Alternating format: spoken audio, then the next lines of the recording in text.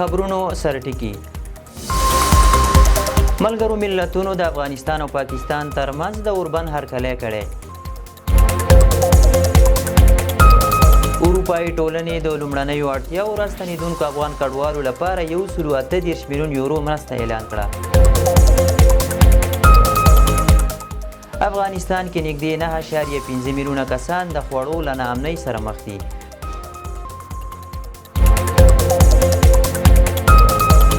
پاکستان په خیبر پښتونخوا کې د افغان کډوالو پاتې 28 نور کمپونه هم وتړل. ایران د کابل او اسلام آباد ترمنځ جګړه د دښمنانو دسیسه بللې.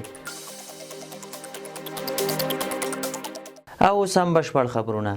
د ملګرو ملتونو د بشري حقوقو د دفتر مشر فولکر تورک د افغانستان او پاکستان ترمنځ له اوربند هرکلی کړی او له دواړو خواوو یې غوښتي چې له جګړې څخه ډډه وکړي.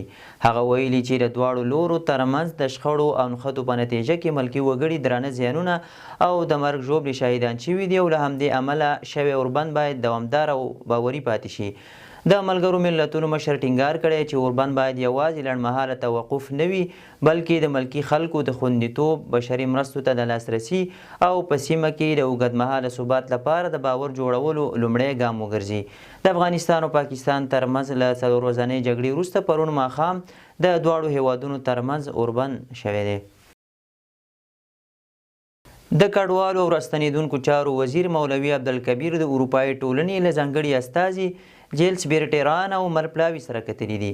د خبرپاڼې له مخې په دې کتنه کې د افغان راستنېدونکو لپاره د بشري مرستو، د سیمې د وروستیو پیښو اغیزو او د اروپایي ټولنې د دوامداره ملاتړ په اړه خبرې شوي دي.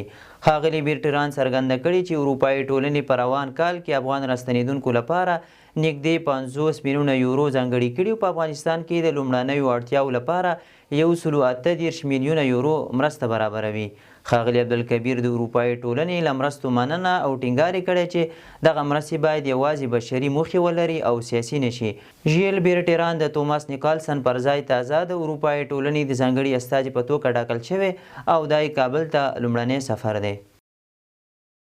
نورالدین عزیزي چینایي شرکتونه افغانستان کې پانګونې ته رابللي. د صنعت او سوداګرۍ وزیر نورالدین عزیزي د چین د صادراتو او وارداتو له 138 نړیوال نندارتون څخه لیدنه وکړه.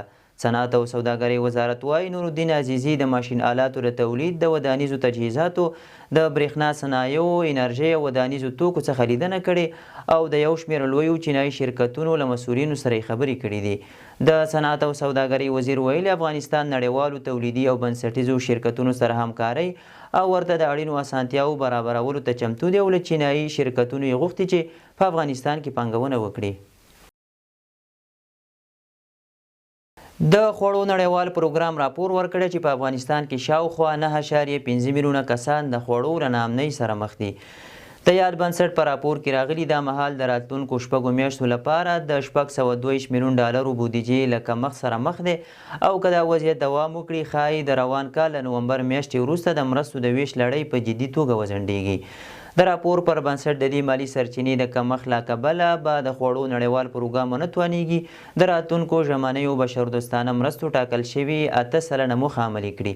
یاد بنسټ خبرداری ورکړی چې که اړینه مالي بسپنه برابره نشي ښایي د ژمي په میاشتو کې میلیونونه افغانان له لوږې او شدیدې بېوزلۍ سره مخ شي. د پاکستان حکومت خیبر پښتونخوا کې د افغان کډوالو د 15 کمپونو له تړلو وروسته پاتې 28 نور کمپونه هم وتړل. دا کمپونه چې شاوخوا 40 کاله وړاندې په تدریجي ډول جوړ شوي وو تر لسګونو زرو افغانان پکې میشتو. د پاکستاني رسنیو د معلوماتو له مخې دغه کمپونه په پیښور، نوخار، هنګو، کوهاټ، مردان، صوابۍ، بونیر او ډیرو سیمو کې دي چې شمېر یې 28 ته رسیږي. پاکستان له 2023 کال راهیسې په سلسلهوار ډول د افغان کډوالو د ایستلو لړۍ پیل کړې خو د روان میلادي کال په پیل سره یې خورا چټکه کړه. تر دې وړاندې د ملګرو ملتونو د کډوالو عالي کمیشنرۍ او نورو بنسټونو له پاکستانه د افغان کډوالو د تدریجي او باعزته ستنولو غوښتنه کړې وه.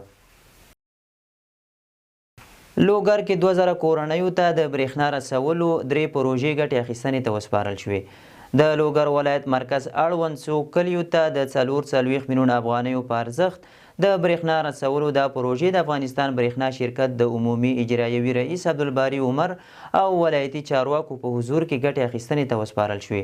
ډاکټر عبدالباري عمر ویلي چې د هیواد لرې پرتو سیمو ته اوس مهال د برېښنا رسونې 80 پروژې تر کار لاندې دي او په وینا یې داسې سیمو ته پر پراختیایي پروژو بوخت دي چې تیرو 20 کلونو کې له هر ډول خدماتو بې برخې وي. یاده پروژه د افغانستان برېښنا شرکت د لوري د 440 میلیونه افغانۍ په لګښت جوړه شوې او په 12 کلیو کې به د خلکو د استفادې لپاره ګټې اخیستنې ته وسپارل شي. د برېښنا شرکت د معلوماتو له مخې له دې شبکې به نږدې 2000 پیرودونکي له برېښنا څخه برخمن شي. ختیځ زون کې له 212 زرو زیات زلزله ځپلي ماشومان د وژونکو ناروغیو له خطر سره مخ دي. د ماشومانو د ملاتړ نړیواله اداره یا یونیسیف وایي چې د افغانستان په ختیځو ولایتونو کې له یوې سختې زلزلې یوه میاشت وروسته لا هم د زرګونو ماشومانو ژوند له جدي روغتیایي ګواښونو سره مخ دی.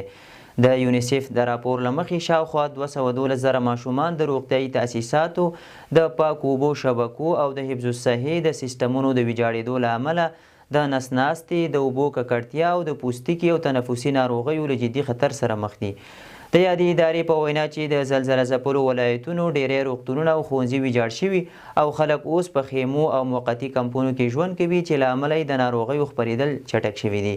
یونیسیف له نړیوالو مرستندویانو غوښتي چې د دې ادارې د بیړنۍ غبرګون بودیجه لوړه کړي ځکه اوسنی مالي ملاتړ د ټولو اړمنو کورنیو اړتیاوې نشي پوره کولی. د کابل او اسلام آباد ترمنځ د نښتې او تاوتریخوالي له امله د ایران ولسمشر مسعود پزشکیان اندېښنه څرګنده کړې او له دواړو هیوادونو څخه یې د زغم او خبرو اترو غوښتنه کړې ده. د ایران د ولسمشرۍ ماڼۍ په یوه اعلامیه کې د پزشکیان له قوله ویل شوي چې د اسلامي هیوادونو ترمنځ اختلاف او جګړې د دښمنانو د توطیو پایله ده، خو د کوم هیواد یا ډلې نوم یې نه دی ذکر کړی.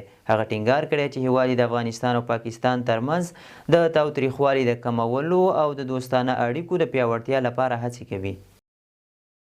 د امریکا ولسمشر CIA ته په وینزویلا کې د عملیاتو اجازه ورکړې. د امریکا ولسمشر ډونالډ ټرمپ منلي چې مرکزي استخباراتو ته یې په وینزویلا کې د عملیاتو د ترسره کولو اجازه ورکړې ده. نیویارک ټایمز ته یو شمېر باوري سرچینو د نوم نه ښودلو په شرط ویلي چې د ټرمپ دولت هڅه کوي د وینزویلا ولسمشر نیکولاس مادورو له واک څخه لرې کړي. د امریکا حکومت ادعا لري چې د دوی هدف د هغو نشهیي توکو مخنیوی دی چې غواړي له وینزویلای امریکا ته انتقال کړي او په همدې موخه یې د یاد هیواد پر خاوره 15 ځله هوایي بریدونه هم کړي دي. بلخوا نیکولاس مادورو وایي واشنګټن د عراق د برید په څیر له بهانو پر استفادې هڅه کوي د خاوره اشغال او د تیلو زیرمې په خپله ولکه کې ونیسي. د سوریې ولسمشر احمد الشرا په مسکو کې د روسیې له ولسمشر ولادیمیر پوتین سره وکتل. د سوریې دولتي خبري اژانس سانا راپور ورکړی دی کتنه کې د سوریې او روسیې ترمنځ د دوه اړخیزو اړیکو او په بیلابیلو برخو کې د ستراتیژیکو همکاریو د لارو چارو پر پیاوړتیا خبرې شوي دي.